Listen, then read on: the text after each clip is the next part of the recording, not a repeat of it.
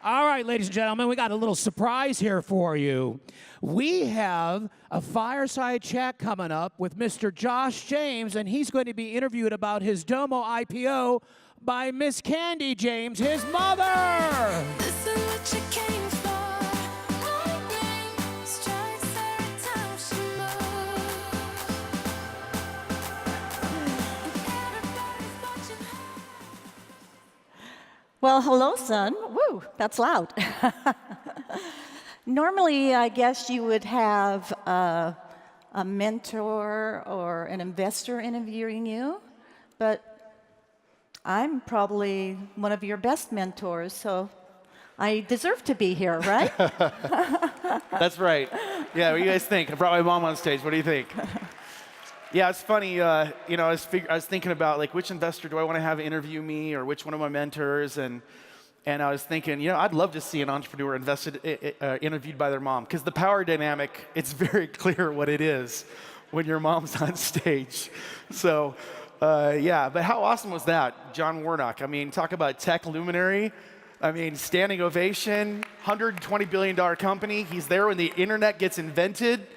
It's awesome. I'm so happy that he came to see us. I saw him backstage and he went to shake my hand. I'm like, no. You gave me $2 billion. That's a hug. So anyway, but yeah, Mom, I'm glad you're here to interview me. It's going to be fun. So it's really exciting for me because I know how much you love it when I ask you a million questions about your companies. So right now, you're my captive audience. You can't get out of that. You have to answer my questions for the next 15 minutes. All right. So question number one. I remember when you sold Omniture to Adobe. And I was so happy and so relieved because you were so busy and stressed all the time. And I'm like, finally, he'll get to relax. So you come up to the lake, you go fishing. That lasted a day. You came out, and that's when you started Domo. Yep. Yep. So I'm like, why would you jump into another thing like that and be so busy again? I was stressed out. Well, we're here because Domo made it to the milestone from a startup to completing an IPO this year in Domo's 8th year. Tell us what the journey's been like. Yeah, so it's been, we decided at Silicon Slopes, like if there's ever a kind of transaction that's interesting that happens, we want to make sure we highlight those entrepreneurs and just get 15 minutes to hear the story. But yeah, Domo's journey, I really started this one because of my last one. I was doing Omniture, as most of you know, and really wanted to understand that the thing I really wanted was all my data on my phone about my business. And it was always so ironic that we were selling data to people about their online businesses. And I knew all the data existed on these, on whether it was, sales data or inventory data or employee data, payroll data. I'm like, why do I have to ask questions of people and wait for 24 or 48 hours to get the answers? It's digital. It lives digital. Put it on my phone. Give me this information. And so it was. That was the reason why we set out to start it. And the journey, yeah, it's been a lot harder than I thought it was going to be. I had fantasies of starting it, funding it myself, going public, owning 90%. Yeah, I didn't even come close to that. Raised $1 billion because it was so hard to build this product and build something that really accomplished that simple experience that I want. It really required us, we kind of feel like we went out and built 6 or 7 companies and put it into one. And if you look at our R&D spend when we went public, it was about 6 times what our R&D spend was at Omniture at the time that Omniture went public. So it really is a much larger scale problem that we're trying to solve, and it took us a lot longer. Omniture had 100% retention of its customers for 6 years in a row, and then we finally had to fire a couple customers that were abusing our people, and it got down to like 97%. Domo was the opposite. It was so hard to make it work. At first, we were like 40% retention. And you can imagine if you're running a company, you got 40% retention, what a nightmare that was. And just kind of had to keep working and keep working and keep working until we got that retention. When we were going public, it was much higher, and finally have these customers really love our product. So yeah, it was definitely a journey, a lot more difficult than I thought it was going to be. but also really rewarding. And we're still shooting for the stars and swinging big, and still hoping that we have an opportunity to make a really large company. Awesome. Well, that's what you've been taught. Reach for the stars, huh? When we were in New York for the Domo IPO, I learned that you were one of maybe 5 people that were a CEO and a founder of a public company. Of multiple public companies, yeah. Yeah, both two public companies, yeah. And of course, in my mom heart, I was really proud of you. But as I was thinking about the 2 companies you started, I was very curious to know and compare and contrast the 2 experiences. For example, the Omniture experience, you dropped out of college, you opened Omniture with Johnny P. Yep.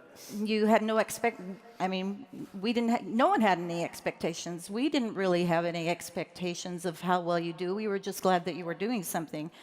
And no, I didn't mean that. And as the company got going, you took us to your new office, and it was, I think, above Provo Pharmacy on Center Street. Yep. And I remember walking in and thinking, oh my gosh, is he going to be able to fill this office? Is he going to be able to afford this office? So yeah, not a lot of expectations. and and then look what happened. And then you started Domo. Totally different story. Lots of expectations. For one thing, you raised a lot of money, and you were a public figure by then. So when people would doubt you or say maybe not very nice things about you, in my mama bear heart, I wouldn't be very happy. But yeah, my mom was highly protective. She told me what she wanted to say. She's like, when that happens, it makes me want to hurt people. I'm like, no, you can't say that on stage, Mom. So she's little and cute, but don't let it trick you. So which way was harder? Which one was harder? Yeah. I'm probably the second one. The first one, you're just, there are no expectations. It's really fun. It's a blast. You have to learn. I was learning a lot of things like, how to trust people. Well, I trusted everybody. That was the problem. How not to trust everybody. How to be a little more guarded.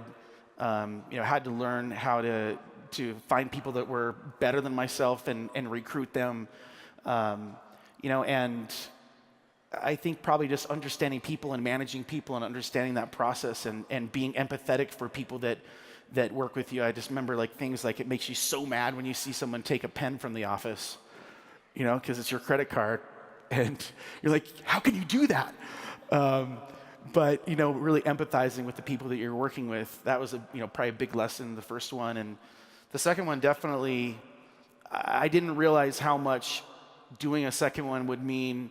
Everything you did in the first one kind of gets put up for, whether that was, if you just quit, everyone thinks it was great. If you do another one, you're only as good as your most recent one. So a lot of pressure to make sure that people didn't end up thinking the first one was a fluke, or I got lucky, or it was good timing, and I was in school when the internet started. And so, a lot of motivation to try to make sure we really got to make sure that we make this one a lot bigger. So that one looks like, the cute thing that we did when we were in kindergarten. That's what I told my VCs for the second one. And now that business is like $3+ billion in revenue. So we got a long ways to go to get Domo bigger, but that's definitely the motivation. So as you look back at those two companies, what do you think the characteristics or skills are that you have developed as an entrepreneur that make you a good entrepreneur? That's an interesting question. I don't know, I guess one thing, I love things that are unconventional. I love when you're trying to accomplish something and, someone says, you can't do that. It's not done like that. Or that doesn't work that way. And I just instantly go to why? It doesn't make sense. And so I do think in unconventional ways and like to solve problems. And when I see problems, I remember when I was a little kid and I thought it was so silly that there wasn't a way to figure out if the dishwasher had clean dishes or dirty dishes. So I got little magnets. I made it for my mom that said dirty and clean. And then we saw them in the store. She's like, you're a genius. I think another thing is probably, the confidence that you instilled in all of us kids growing up. that our ideas were good ideas. Whether that was true or not, my parents definitely convinced us of that. And probably also the comment that I heard from as little time as young as I can remember, my mom saying, you can do anything you want. My dad saying, you can do anything you want. Learn how to play the game, play it better than anybody else. You guys can accomplish anything you want to accomplish. And when I was 4, I remember still being in California and watching a commercial on TV, and I saw some kids playing like with cars on TV on a commercial. And I'm like, Mom, I want to do that. And then we moved to Chicago, and I was 14, and she got me an agent, and I got a Kellogg's Honey Smacks commercial, and I got paid $50,000 as a 14-year-old, and I was all over TV, and it was like it totally reinforced that lesson that they'd been teaching me, that like I was the only kid that was on a national Kellogg's Honey Smacks commercial that year, and I was like, oh, you can do whatever you want to do. And so I guess that belief system is probably something that's helped me through the years for sure. Actually, I think I should ask you a question since we got you up here. My mom is actually, for those of you that don't know anything about our family, it's kind of interesting that my mom and dad have 6 kids, and I'm the oldest. And my sister is focused on raising her children. That's what she spends the vast majority of her time on, and she's also a seminary teacher. She'd probably be the best entrepreneur of all of us, actually. She's the biggest hustler for sure. But the other 5 of us, we all ended up starting companies. And so, my brother Cubby, you guys might know his restaurants. He's got 12 plus restaurants. My brother Zach's got, here for Cubbies, I like that. My brother Zach's got Zephyr, like a $100 million tech company in LA. My brother Adam started a bunch of children's books and online marketing company. My brother Drew's got a private equity shop. And sometimes I think, like, what did you guys do? What was in the water? So do you know, like, what did you teach us that you ended up birthing all these entrepreneurs? Well, I think you guys came out that way. I don't really want to give me all the credit, but I know some things that we did do. One thing, like you said, we always told you that you could be and do anything that you wanted, anything in the world. And none of you were round pegs. You were all square pegs. And we like those square pegs. We like those edges. And so we didn't want those edges to be completely removed. We knew that we needed to, file them down a little bit, but we wanted you to be unique and an individual. So a lot of times that was hard. Other people wanted you to be round, but we wanted you to keep that. And so there was a lot of fights that went on, with schools, because we were determined to make sure that our kids were who they wanted to be. I know you visited a lot of principals' offices. Not for me necessarily. A lot of principals' offices, not because I was working there either. Yes, but it was good for us because we were able to talk to the principals, accept what they said to us, but then we didn't take it completely to heart, because then we'd want to talk to our kids and we'd ask them about it, and if they said differently, we believed our kids. Yeah, I remember we were all afraid to lie to my mom because we knew she'd believe us, and that'd get you in real trouble. So, but she would take it to the bank. She'd go stand there right in front of your principal or your teacher. She's like, "No, he said he didn't do it. He didn't do it. I don't care if you got it on camera." Well, I don't know about that, but we wanted you to be confident. That was a big deal, and not listen to the naysayers or those that are telling you no or you can't do it. We said, don't listen to them, listen to us. Listen to your heart. Listen to the people that believe in you. And that taught you confidence, and we trusted you. That was like, I think, a big thing. We really trusted our kids, because you trust your children, and then they want to be trustworthy. And it really worked. And then when you're trustworthy, you learn to have confidence, because you're like, oh, my parents believe me, so okay, yeah, I can do this. And even though sometimes you might not be doing the right thing, you're still doing it. So tell this story. You asked me if you could tell the story about the boots. So go ahead and tell that really quick, because we're running out of time. Okay. Well, Josh was, he was small for his age. Only my mom would ever be able to tell this story. So, not really proud of the story. It's embarrassing, but she said she wanted to tell it, so here we go. It's cute, though. He was small for his age. For lots of years, he was one of the smallest kids. Not one of the smallest. That was the smallest of all boys and girls. Boys and girls. In every grade until I was a junior in high school. And then he had this huge growth spurt. Voila. And one time he came home from school and he was just uncharacteristically mean to his brother and sister. I'm like, what's going on? So after I put him to bed, I went and sat by his bed and I said, hey, kiddo, what's up? And he looked at me and then he started to cry and he said, the boys at school are making fun of my little boots. My little boots. And I'm like, what the? I know it's not funny if you come up to me and say nice little boots, just so you know. I don't need to hear that. And I'm like, what? Well, I consoled him and he was okay with that.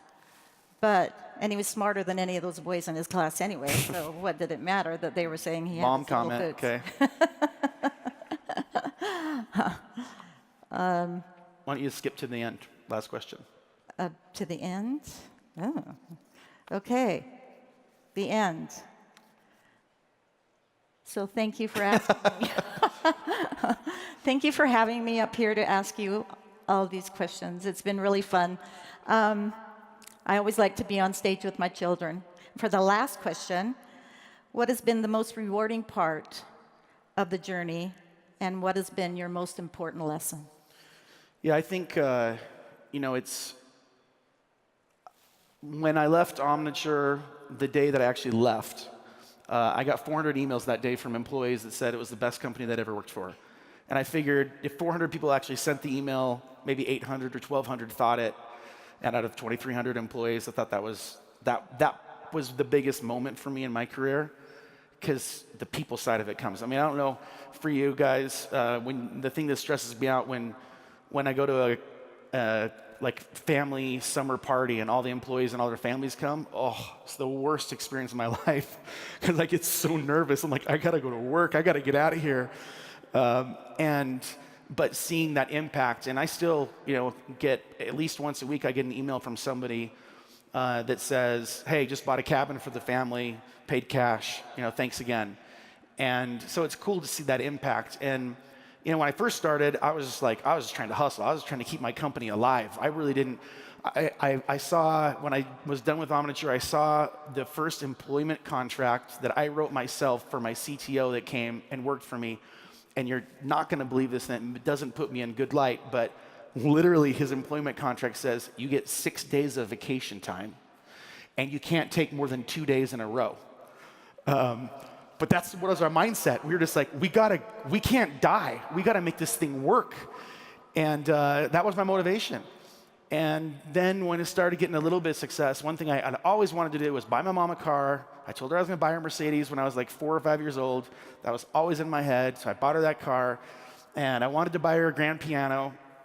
And I went, we go to the store, and there was a grand piano, and I'd bought it for her. And I was like, hey, come and look at this. I want to show you something I'm thinking about getting. And I showed it to her, and I'm like, actually, it's yours. And I couldn't tell if she was happy or mad, because she's like, you little shit. That's how I grew up. Then after that, I guess the other part of the motivation is I went to, I think, just being able to have influence and have ideas and be able to impact. So like getting Silicon Slopes going. If I didn't have a company that had the ability to fund this for 10 years, we would have never been able to do this. So being able to have a platform that can have an influence on our community, on people's lives, on trying to make the right kind of culture, and when you see something, you want to have an impact on it. Those are the things that I guess are really rewarding. And I think lessons learned are it's all about the people. It's all about the people on the other side of the table, the people that you work with.